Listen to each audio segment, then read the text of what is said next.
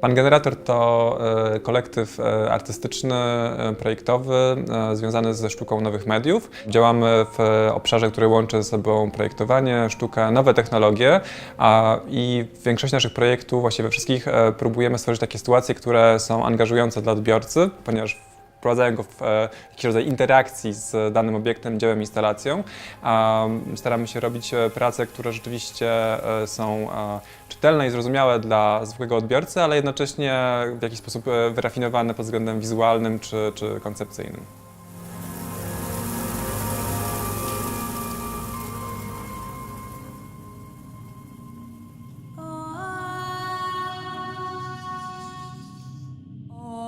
Dźwięk jest bardzo ważnym elementem naszych prac. Właściwie można powiedzieć, prawdopodobnie większość projektów, które zrobiliśmy, zawiera w sobie jakiś komponent dźwiękowy. To są zwykle rodzaje interaktywnego dźwięku, który rzeczywiście współgra z ruchem, z obrazem.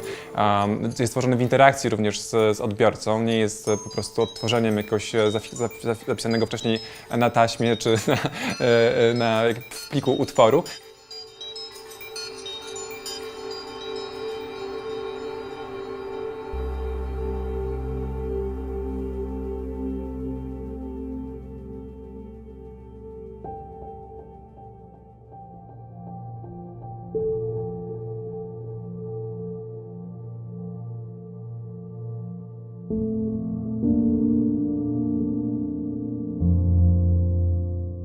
Zostaliśmy zaproszeni przez Instytut Adama Mickiewicza do tego, żeby właśnie w ramach obchodów Niepodległej i też właśnie programu związanego ze studiem eksperymentalnym Polskiego Radia stworzyć jakąś instalację, która byłaby inspirowana tym, co się tam dzieje.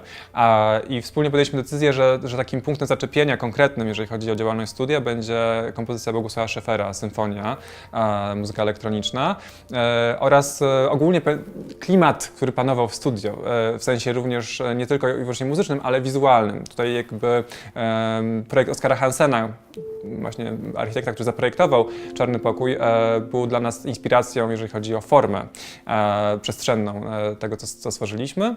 Staraliśmy się zagłębić w historię studia, słuchaliśmy różnych wykonań utworu Bogusława Schaeffera w różnych wydaniach, czytaliśmy trochę o tym, co się w tym studiu działo, jak wyglądało i gdzieś powiedzmy nasyceni tego rodzaju inspiracją, tego typu wiedzą, stworzyliśmy taką koncepcję instalacji, która będzie pozwalała niejako każdemu wcielić się w rolę takiego kompozytora, realizatora dźwięku ze studia i będzie pozwalała na łączenie takiej bardziej nowoczesnej, cyfrowej interakcji z analogowym dźwiękiem.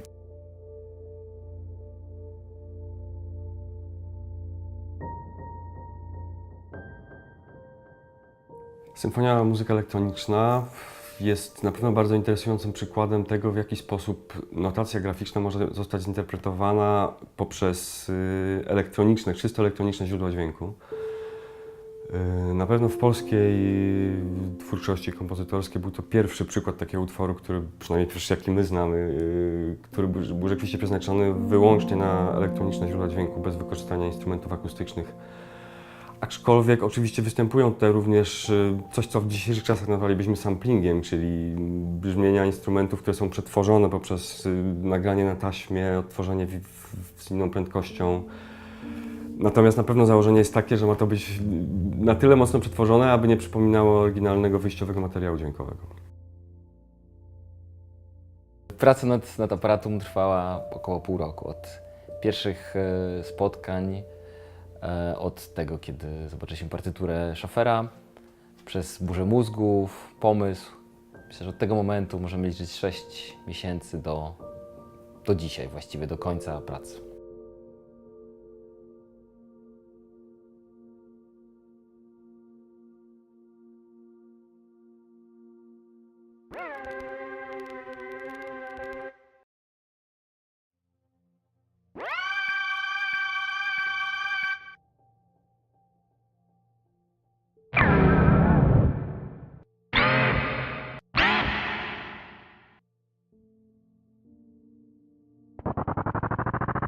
Oczywiście partytura symfonii była dla nas punktem wyjścia.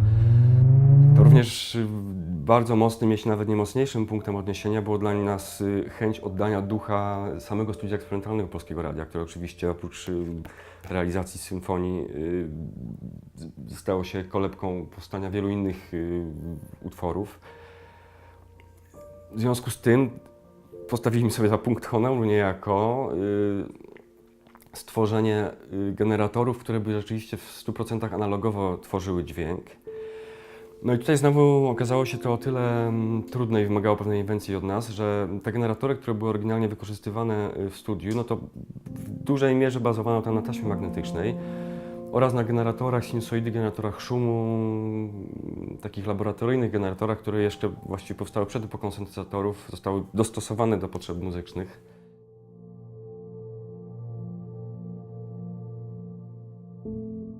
Głównym założeniem, jeżeli chodzi o użytkowanie, o taki kontakt z instalacją, była prostota i to, żeby z instalacji mógł korzystać i nie wiem, uczeń podstawówki, ale też osoba starsza, która niekoniecznie z interfejsami dotykowymi jest zaznajomiona.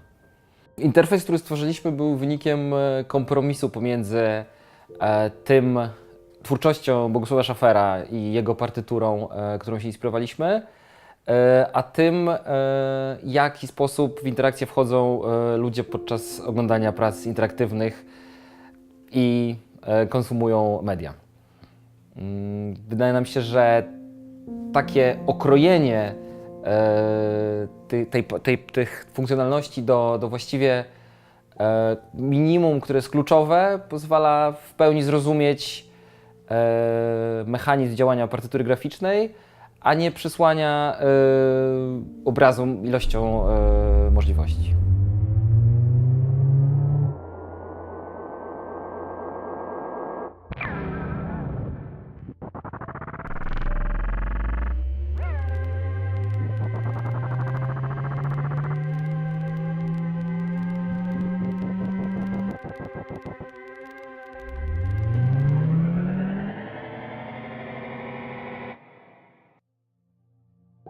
Odbiór przerósł nasze oczekiwania, bo jakby proces tworzenia był dosyć żmudny, szczególnie pod koniec, gdzie różne mechaniczne aspekty nas przytłaczały chwilami. To gdzieś to, jak ludzie z tego korzystają, daje nam z powrotem trochę radości, którą po drodze straciliśmy.